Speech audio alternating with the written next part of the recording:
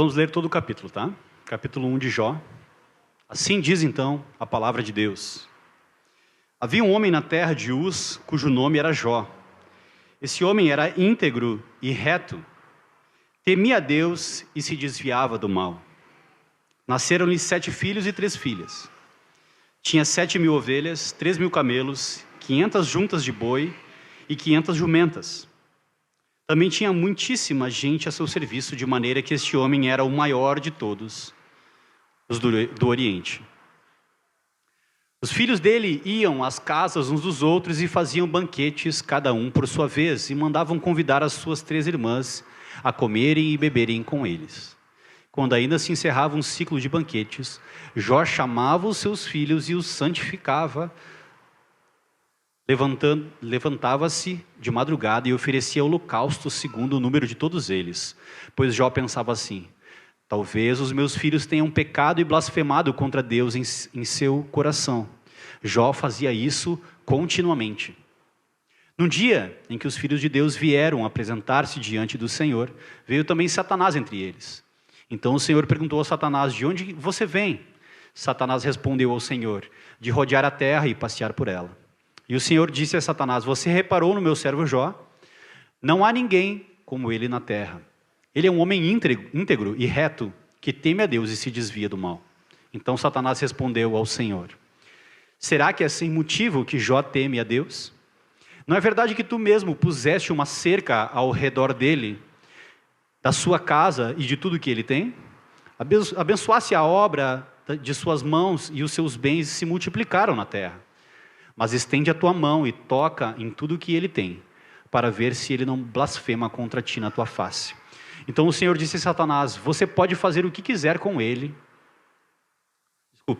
Você pode fazer o que quiser com tudo o que ele tem, só não estenda a mão contra ele. Então Satanás saiu da presença do Senhor. Um dia, quando os filhos e as filhas de Jó comiam e bebiam vinho na casa do irmão mais velho, veio um mensageiro a Jó e lhe disse: os bois estavam lavrando e as jumentas estavam pastando junto a eles. De repente, os sabeus atacaram e levaram tudo. Mataram os servos a fio da espada. Só eu consegui escapar para trazer a notícia. Enquanto este ainda falava, veio outro mensageiro e disse: fogo de Deus caiu do céu e queimou as ovelhas e os servos, destruindo todos eles. Só eu consegui escapar para trazer a notícia. Enquanto este ainda falava, veio outro mensageiro e disse: os caldeus se dividiram em 3 bandos, atacaram os camelos e os levaram embora. Mataram os servos a fio da espada, só eu consegui escapar para trazer a notícia. Também este ainda falava quando veio outro e disse: os seus filhos e as suas filhas estavam comendo e bebendo vinho na casa do irmão mais velho. De repente, eis que se levantou um vento muito forte do lado do deserto e bateu contra os 4 cantos da casa. Ela caiu sobre os jovens e eles morreram. Só eu consegui escapar para trazer a notícia. Então Jó se levantou, rasgou o seu manto, raspou a cabeça, prostrou-se em terra e adorou. E disse: nu saí do ventre de minha mãe, e nu voltarei. O Senhor o deu e o Senhor o tomou. Bendito seja o nome do Senhor. Em tudo isso Jó não pecou, nem atribuiu a Deus falta alguma. Vamos orar. Senhor nosso Deus e nosso Pai, Tu és o mesmo Deus de Jó, e Tu és o nosso Deus, Pai. Senhor, o sofrimento nos produz dúvidas, tristezas, inquietações, mas nós queremos, Pai, aprender a confiar na Tua soberania, Pai. Queremos aprender a confiar em Ti, Senhor, sabendo que nós não entenderemos todos os Teus propósitos, mas que Tu é bom, Tu é justo e misericordioso, e isso nos basta saber, para que confiemos em Ti, Senhor. Nos ajuda à luz desse texto, à luz da palavra de Deus, a chegar ao conhecimento da verdade e a descansar em Ti, Senhor. Em nome de Jesus, amém e amém. Você pode tomar o seu assento.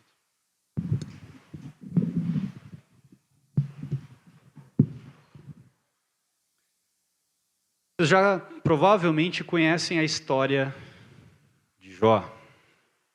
Ia ser difícil, né, fazer uma série sobre sofrimento sem nós passarmos por esse livro.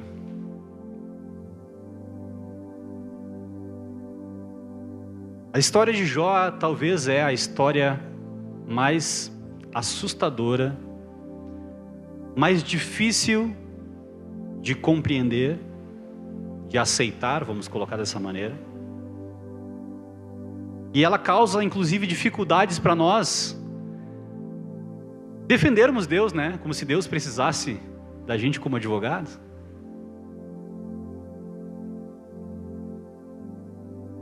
Realmente é uma história pesada, complicada. E eu fiquei me perguntando por que é tão difícil, né? Livro de Jó, assim. O livro de Jó é um dos mais profundos, difíceis e indigestos da Bíblia. Muitas pessoas pensam que o livro de Jó é uma alegoria, uma história. Mas nós cremos que a Bíblia é a palavra de Deus. E assim como nós cremos no Gênesis, nós também cremos que Jó traz verdades sobre quem Deus é e o mistério do sofrimento humano. Nós não podemos arrancar esse livro da palavra de Deus e fingir que o Deus revelado no livro de Jó não é o Deus da Bíblia. Então nós vamos lidar com essas dificuldades, tentar entender o propósito desse livro, o propósito dessa mensagem e como essa mensagem pode confortar e transformar a nossa vida. Quem foi Jó então? Jó foi um homem justo. Eu acho que é aí que causa toda a estranheza e toda a complexidade desse livro. Como um Deus bom e misericordioso pode permitir, ou para os mais calvinistas, decretar o sofrimento de Jó? Como isso? Irmãos, a resposta para essa pergunta muitas vezes não é uma verdade alcançável pela mente humana. Se nós formos até o fim do livro de Jó, já dando um spoiler, são 42 capítulos de sofrimento. Então aí a gente já pode pensar que sofrimento é longo e enfadonho na nossa existência. A verdade é que Deus é soberano. E Ele controla toda a realidade, inclusive a medida do seu e do meu sofrimento.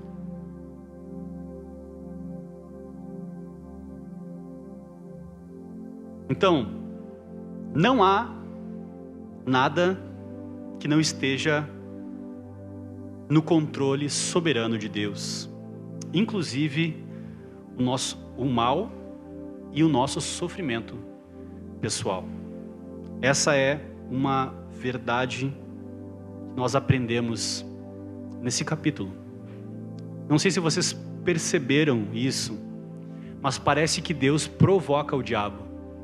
Não foi Deus que falou para o diabo assim, ó, viste o meu servo Jó? A gente pode dizer assim, o diabo estava até quietinho na dele, né?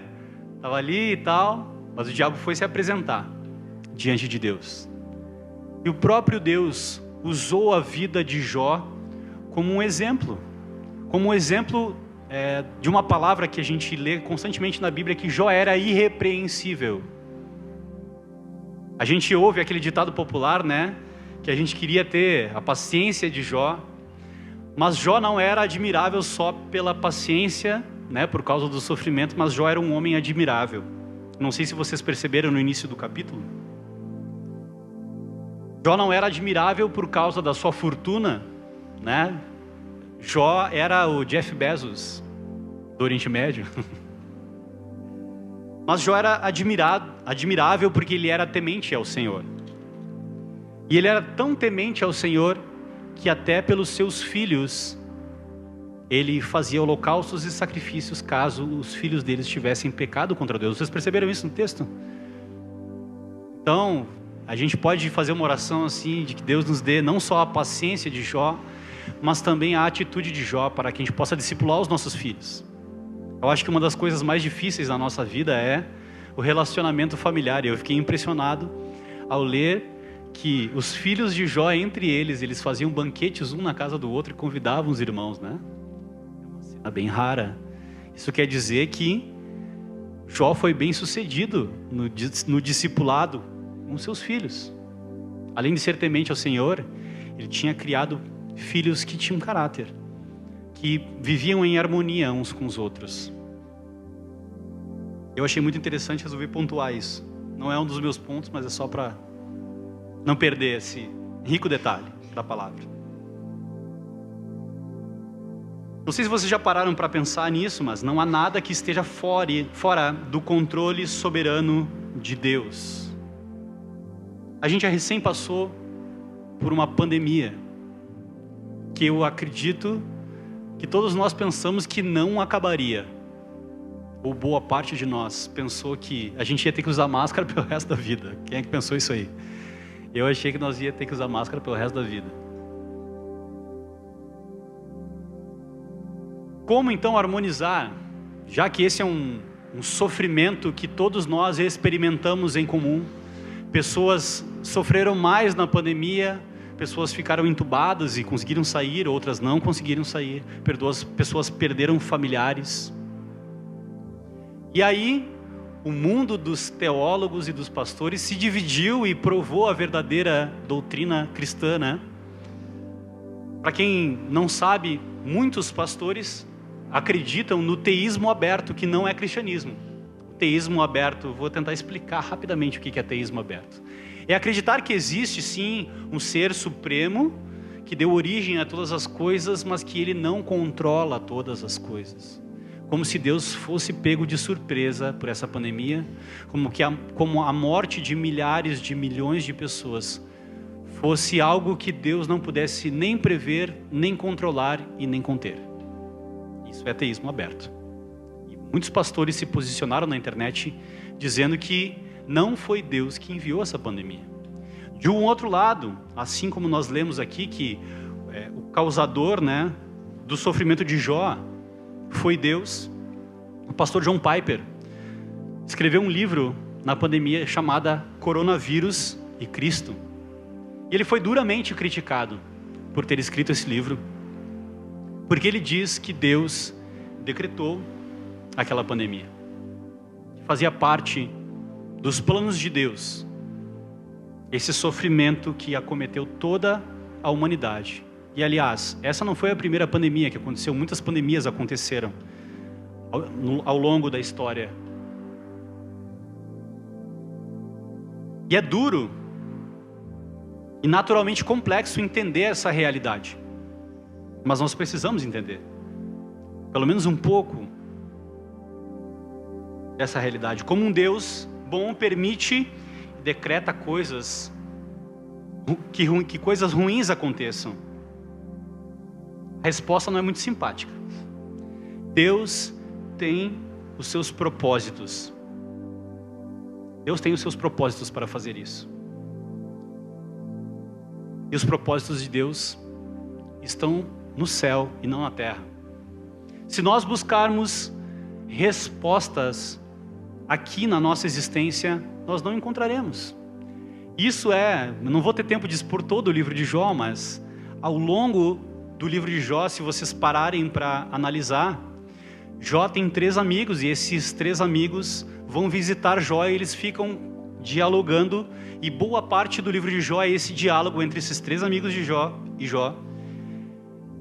E eles começam a questionar a justiça de Deus, porque a lógica da antiga aliança era: se você é obediente a Deus, temente a Deus, coisas boas acontecem a você e você é, abençoado.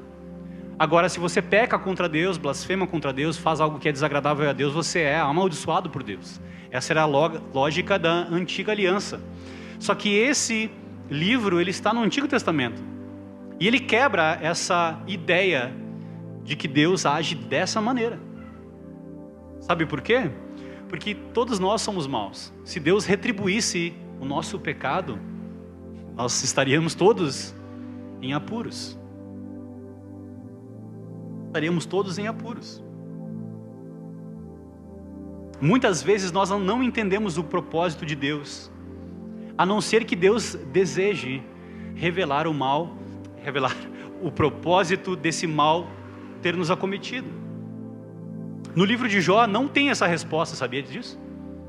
No final do livro de Jó, Deus faz várias perguntas, Deus se apresenta para Jó, né? Os amigos dele começam a, então, dialogar com ele, começam a perguntar por que ele tinha pecado, o que ele tinha feito.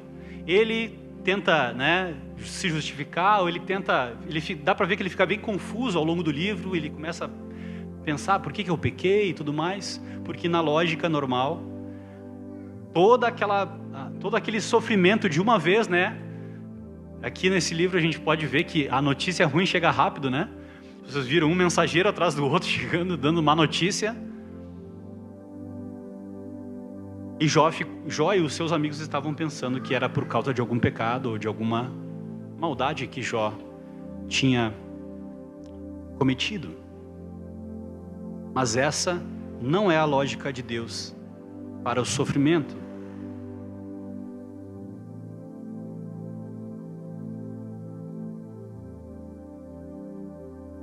Eu fiquei muito comovido, muito chocado com o testemunho do pai do menino Bernardo. Vocês viram? Um dos meninos que foi morto lá naquele massacre em Blumenau, nessa semana. E eu confesso para vocês que quando fala dos filhos, mexe muito comigo. E o pai do menino Bernardo, que foi morto naquele massacre, ele pedia para que Deus perdoasse o assassino do filho dele. Que Deus confortasse o coração daqueles que tinham perdido seus filhos. Porque ele era cristão e ele acreditava que Deus era bom e Deus tinha o seu propósito. Ele não falou isso com essas palavras, mas ele deu a entender isso muito bem. Mesmo no momento de extrema emoção, às vezes, Deus usa os seus propósitos, usa o sofrimento em prol dos seus propósitos para o testemunho do seu nome. Uma outra coisa que nós aprendemos aqui nesse texto é a graça de Deus, ela restringe o mal. A graça comum, a graça de Deus que é derramada sobre todos os seres humanos, ela restringe o mal. Se nós lermos, né, numa teologia sistemática, ela vai dizer que um dos efeitos da graça de Deus é isso. Ela contém o mal. Porque se não houvesse, imaginem um mundo sem a graça de Deus. O nosso mundo já teria entrado em colapso. Porque o ser humano é mau, o ser humano sabe ser mau, nós acabamos de ver isso inclusive. A graça comum, ela restringe o mal. Aqui no versículo 10 do capítulo 1 de Jó, olha o que o diabo diz para Deus. Será que é sem motivo que Jó teme a Deus? Não é verdade que tu mesmo puseste uma cerca ao redor dele, da sua casa e de tudo o que ele tem?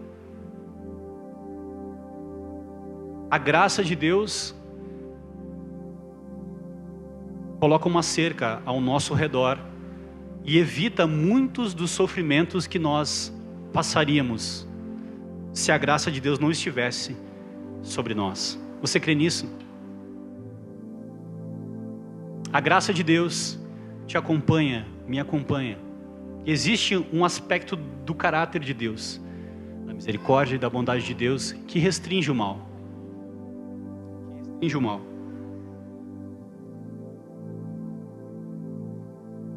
Não fosse a graça de Deus, o mundo já teria entrado em colapso. João Calvino vai dizer que o mundo é o teatro da glória de Deus. E o palco onde o drama da redenção acontece é nessa realidade. A má notícia do pecado é apresentada, o sofrimento e o caos que vem junto com ela, mas também a boa notícia do Evangelho, que traz esperança, consolo e vida eterna. Nós precisamos entender que esse mundo é um mundo mau, um mundo que jaz no maligno. Esse é um versículo que todos sabem. Isso aconteceu, na mensagem passada nós falamos a respeito da origem do sofrimento. Então o mal está presente em nós, o mal está presente no mundo. Paulo vai dizer que a criação geme com expectativa de que um dia isso acabe, de que os filhos de Deus sejam revelados e que tudo isso finalmente chegue ao fim. Então, assim como Deus permite muitas vezes o mal acontecer a pessoas boas, a graça comum de Deus faz com que coisas boas aconteçam a pessoas más.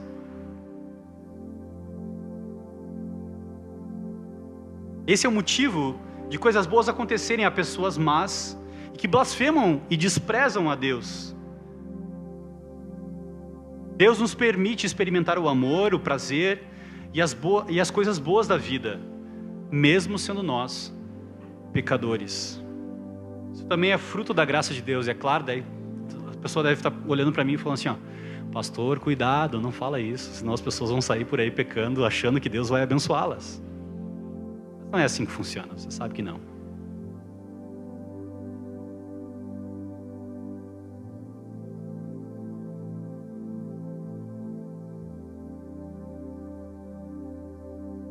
A maldade que existe no mundo testemunha a verdade de Deus.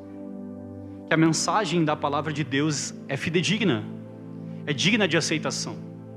É a má notícia. Deus em nenhum momento nega o fato do mundo ser mau. Nem Jesus negou que o mundo era mau, mas ele disse que estaria conosco. O mundo está nesse estado por ter rejeitado a oferta graciosa do Éden, a oferta graciosa do amor de Deus. Eu falei isso na última mensagem. Há uma razão de ser, há um motivo para existir tanto mal nesse mundo. Nós acabamos de vir de uma série chamada Contrastes. A maldade do mundo, a maldade e o caos produzido pelo pecado contrasta com a santidade de Deus, com o amor e com a misericórdia de Deus, com o caráter de Deus. Existe um contraste entre a luz e as trevas, e o homem voluntariamente escolheu as trevas. Mas a luz rompeu as trevas, como nós cantamos aqui. E nós conhecemos Jesus, a salvação e o mundo que está por vir. Olha o que Paulo diz em Romanos capítulo 8. Porque para mim tenho por certo que os sofrimentos do tempo presente não podem ser comparados com a glória a ser revelada a nós. A ardente expectativa da criação aguarda a revelação dos filhos de Deus, pois a criação está sujeita à vaidade, não por sua própria vontade, mas por causa daquele que a sujeitou, na esperança de que a própria criação será libertada do cativeiro da corrupção, para a liberdade da glória dos filhos de Deus, porque sabemos que toda a criação, a um só tempo, geme e suporta angústias até agora. A terra, vocês acham que eu vou falar isso, né? Imagina, se eu fosse mais doidão, eu ia falar, a mãe natureza está sofrendo, mas não é isso. A criação está sofrendo também dores de parto.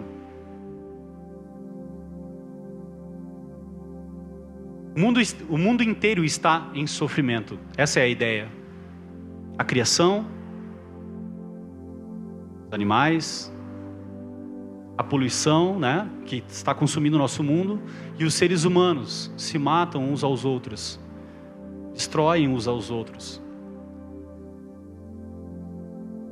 Um outro ponto que nós aprendemos aqui nesse texto é: Deus está conosco em meio ao sofrimento. No momento em que Deus permitiu que Jó sofresse o que ele sofreu, em nenhum momento Deus abandonou Jó. ou Deus virou as costas para Jó. Pelo contrário. Pelo contrário.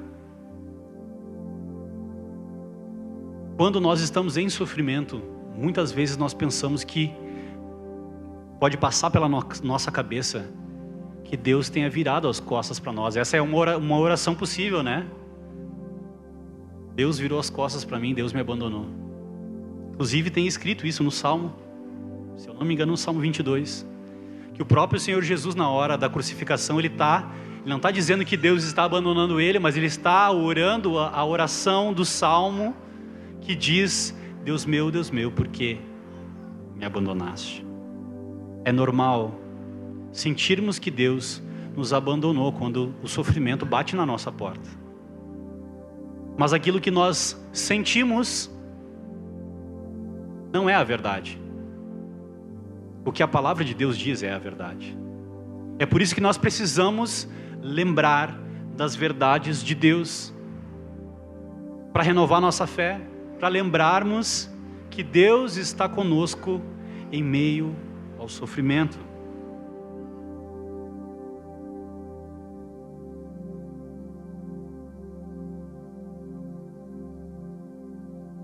Sempre falo da minha avó no lance do sofrimento, né? Minha avó sofreu muito na vida dela e ela gostava de cantar, e o sofrimento dela aproximava ela de Deus. Tanto que nos últimos dias dela, ela estava sem ar, quase nos pulmões, estava com dificuldade de respirar, e ela cantava todos os dias. Cantava alegremente todos os dias, até que um dia ela não conseguiu mais cantar. Louvar a Deus, e todos sentiram a falta da voz dela naquele dia, e esse foi o dia que ela faleceu. Agora ela está cantando com Jesus e eu espero encontrar ela.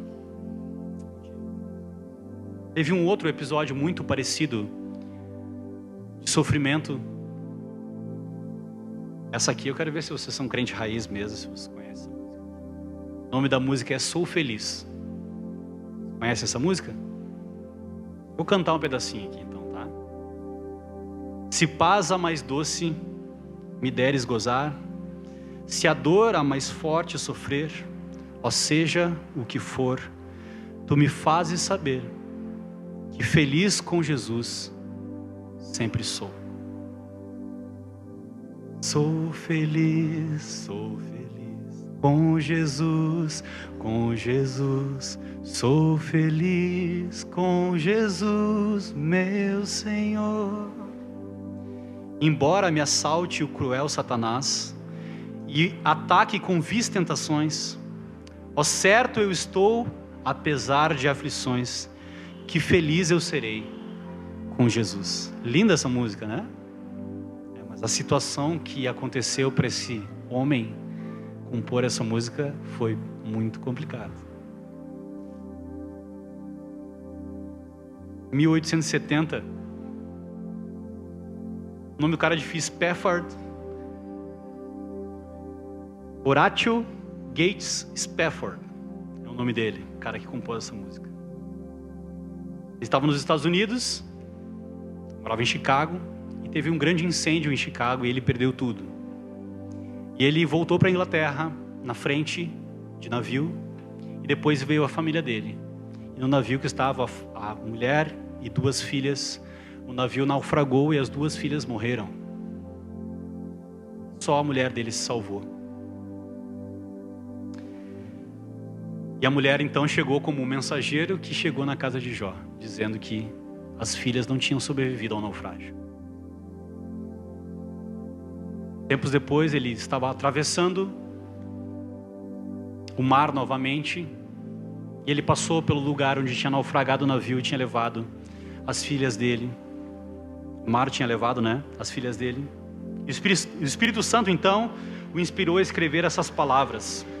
Elas falavam da eterna esperança que todos os crentes possuem, ainda que a dor e a tristeza sejam constantes aqui nessa terra. É inimaginável a dor que Horatio e sua esposa enfrentavam diante de tais acontecimentos. O que os consolava foi saber que pouco antes da viagem para a Europa, as crianças haviam aceitado a Jesus. Toda vez que passamos por dificuldades, cantamos esse hino: e nos lembramos de que mesmo em tais provações, em Jesus acharemos força e paz. Amém? Jesus falou assim: falei essas coisas para que em mim vocês tenham paz. No mundo vocês passam por aflições, mas tenham coragem. Eu venci o mundo. Jesus nunca nos prometeu que nós não sofreríamos, mas Ele prometeu que estaria conosco. E isso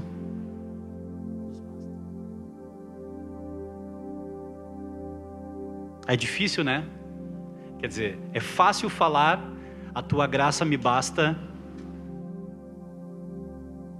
enquanto a desgraça ainda não bateu na nossa porta.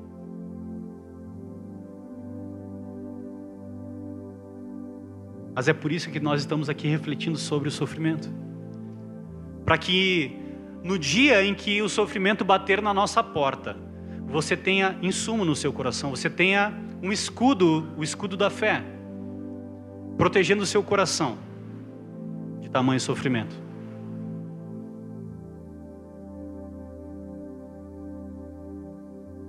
Por último, meus irmãos, vocês devem estar pensando assim, ó, o pastor está muito doido, né? Porque a Páscoa ele falou de Jó e não falou de Jesus, né?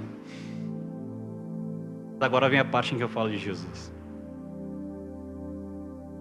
A mensagem do livro de Jó aponta para o nosso Senhor Jesus. Por quê? Porque uma das imagens que nós temos a respeito de Jesus, de que Ele é, sim, o justo sofredor. Deus não poupou o seu único filho do sofrimento. E graças a Deus por isso. Graças a Deus que Ele não livrou o filho dele do sofrimento. Porque se Ele se Ele livrasse o seu filho do sofrimento, nós não estaríamos livres do sofrimento eterno. Nós sofreríamos eternamente o castigo de Deus, se Cristo não tivesse sofrido no nosso lugar.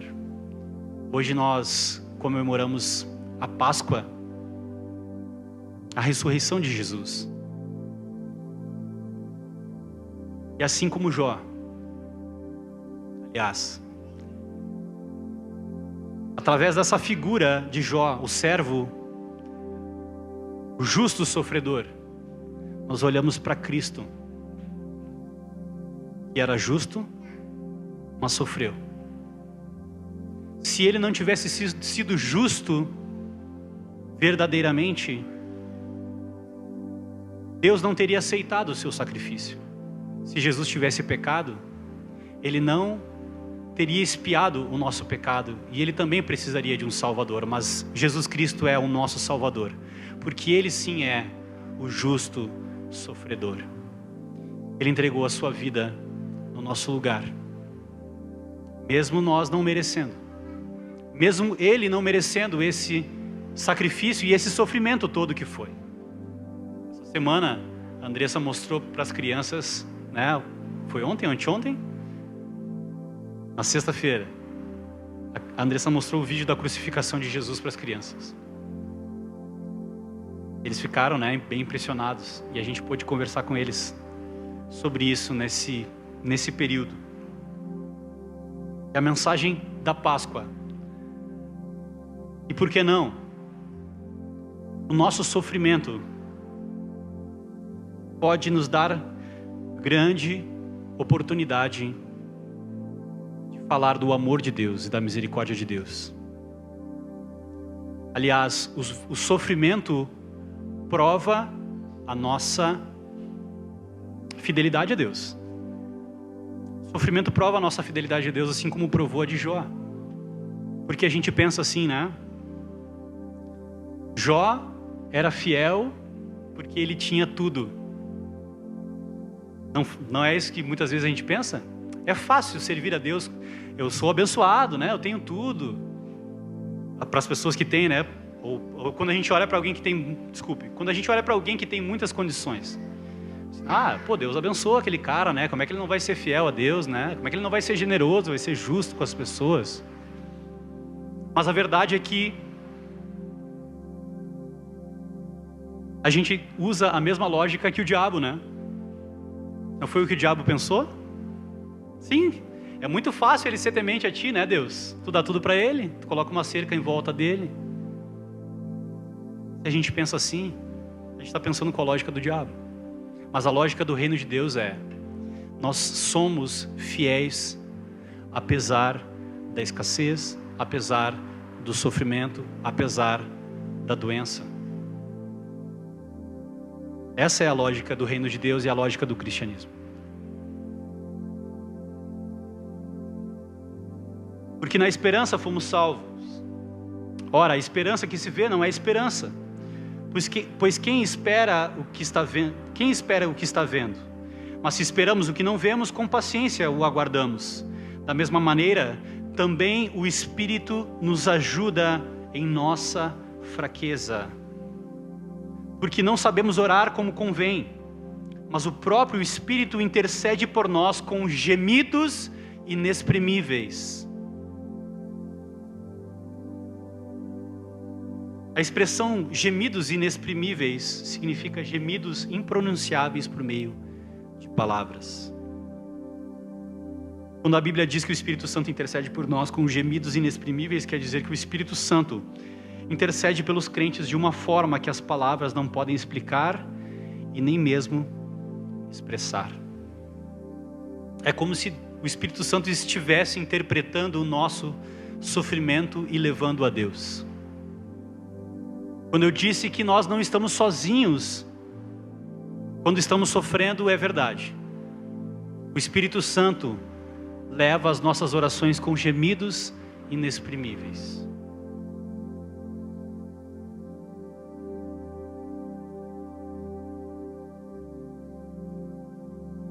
Estão querendo saber como é que acaba a história de Jó, né? Uma coisa interessante que eu pensava errado, não lembrava disso, e que muitas vezes é dito errado, é que Jó louvou a Deus depois que Deus restituiu tudo a ele. Mas é o contrário. Se você for comigo para Jó capítulo 42, a gente vai ler.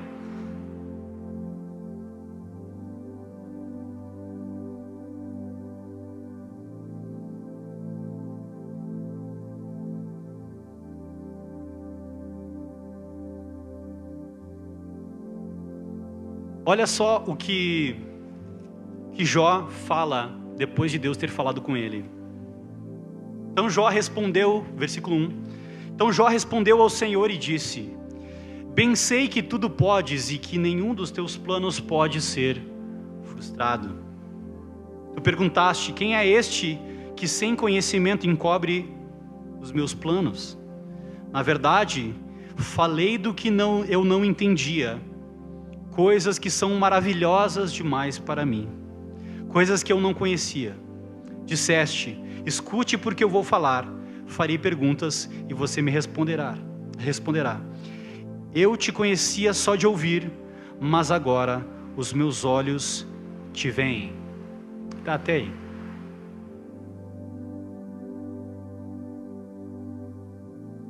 Estava lendo um livro essa semana também de uma mulher que passou muito sofrimento.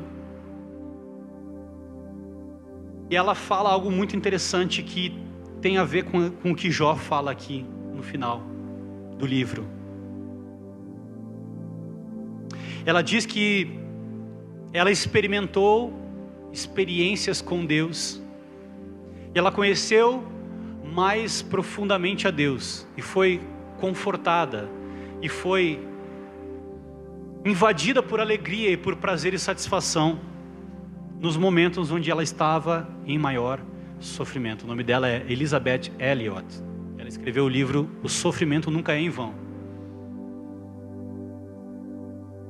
Ela foi uma mulher que sofreu bastante. Ela perdeu 2 maridos. Um era missionário e foi comido por índios canibais nas florestas da América do Sul. O marido dela era o Jim Elliot. E ela era casada apenas há 2 anos. Imagina, agora eu estou olhando o Wesley e a Bruna aqui, o Luquinhas, que é recém-casado. Imagina, a Mandinha ou a Bruna receber a notícia de que o marido delas foi comido por canibais porque estava evangelizando uma tribo. Nessas horas que a gente pensa que é só pela graça de Deus. Só pela graça de Deus. A graça de Deus não nos abandonará quando o sofrimento bater na nossa porta. Essa é a mensagem que eu queria deixar com vocês. Creia no Senhor Jesus. Mesmo que você não entenda os motivos que geram sofrimento na sua vida. Talvez você tenha se esforçado em tentar ser um cristão, alguém que pratica o Evangelho, tenta viver a verdade de Deus e mesmo assim tem sofrido. Eu queria te dizer que a graça de Deus está com você, mesmo que às vezes você não sinta, mesmo que você às vezes não perceba isso. A graça do Senhor está com você e te sustentará nos teus sofrimentos. Olha que Paulo fala aos Filipenses: porque vocês receberam a graça de sofrer por Cristo, e não somente de crer nele.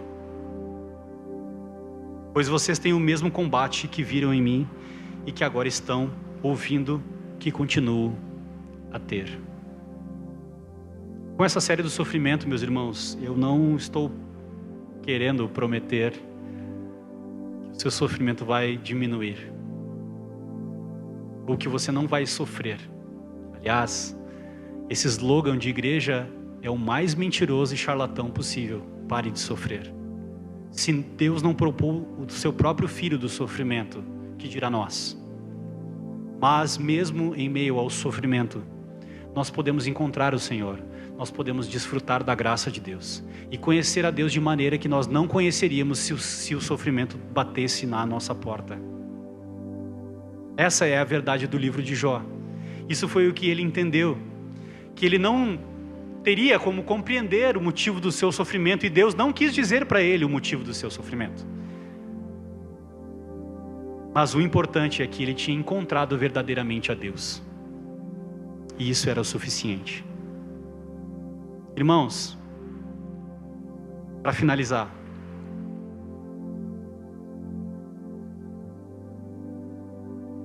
às vezes a gente quer entender tudo.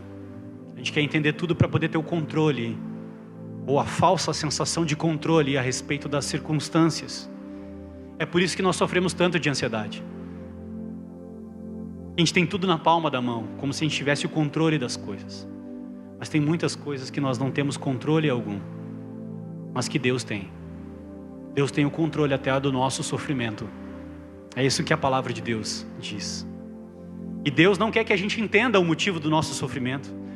Não quer que a gente muitas vezes entenda que o motivo de haver sofrimento para pessoas boas, ou de haver sofrimento no mundo, mas Deus quer que eu e você confiemos nele. A salvação não é sobre entender a Deus, sobre conhecer a palavra de Deus apenas, mas é sobre confiar em Deus. A salvação é pela fé somente, não pelo conhecimento. A salvação é pela confiança que depositamos na obra da cruz de Cristo, na obra do sofrimento do nosso Senhor Jesus. Deus espera, não que entendamos os seus propósitos e os seus motivos, mas que ponhamos a nossa confiança nele, exclusivamente. Amém. Vamos orar? Senhor, nós nos deparamos com o sofrimento. O sofrimento muitas vezes bate na nossa porta. O sofrimento muitas vezes chega bem perto de nós, Senhor. Sofremos porque perdemos um ente querido. Sofremos porque não temos aquilo que desejamos. Sofremos males físicos, males da nossa psique. Sofremos por causa das nossas emoções descontroladas. Sofremos também por causa dos nossos pecados. Nós somos pecadores e sofredores. Sofremos pelos nossos pecados, pelos pecados dos outros, por causa da maldade que há nesse mundo, Pai. Mas nós ouvimos o Teu Evangelho e a Tua Palavra nessa noite. E o sofrimento do Teu Filho nos aponta para uma eternidade sem sofrimento. A Tua Palavra, Senhor, promete que um dia nós estaremos contigo num lugar onde não haverá pecado, onde não haverá sofrimento, onde não haverá choro e não haverá lágrima. O Senhor secará toda lágrima do nosso rosto. E aí sim, nós entenderemos o que aqui nessa existência nós não conseguimos entender. Nós estaremos plenamente satisfeitos em Ti e livres de todos os sofrimentos. Essa é a nossa esperança. Essa é a mensagem da Páscoa. Essa é a mensagem que arrebata o nosso coração e nos faz Te amar e crer em Ti. Nos ajuda a confiar em Ti, Senhor. Nos ajuda, Deus, a confiar mesmo sem entender, muitas vezes. Aumenta a nossa fé para que confiemos em Ti, mesmo quando o sofrimento bater na nossa porta e entrar na nossa casa. Em nome de Jesus nós oramos. Amém, amém e amém. Amém?